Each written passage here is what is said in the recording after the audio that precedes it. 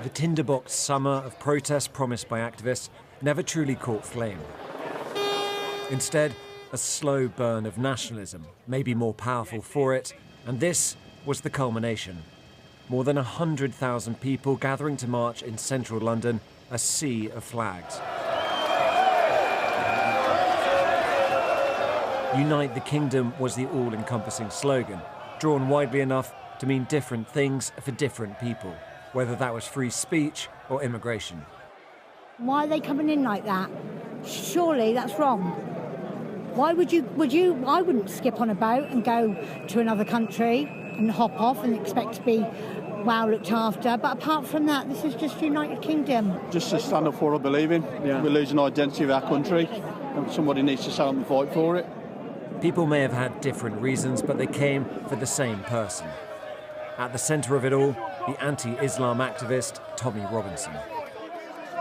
Here at the front of March, Tommy Robinson's just there, thick throng of security, heavily protected, giving a lot of cheers, a lot of waves. This march extends a very, very long way behind us. A huge number of people who've turned out today behind that man, Tommy Robinson. None of his previous rallies had drawn a crowd this big. And what's newer too is the overt displays of Christian nationalism. When the crowd assembled, they were led in a chant of Christ as King, and then the Lord's Prayer. Hallowed be thy name.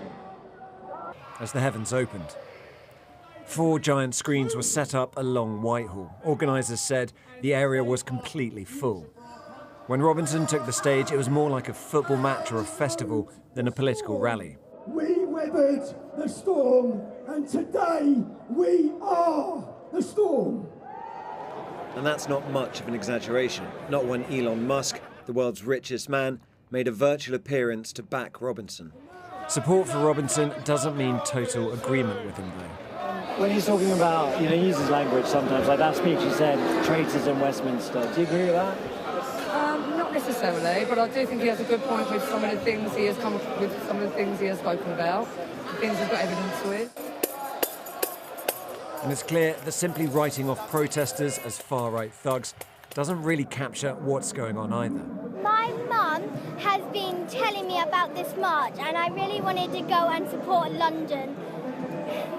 This was certainly the largest nationalist rally in recent memory. For those here, it was not just the cap to a long summer of discontent, but the start of something bigger. Tom Cheshire, Sky News, Whitehall.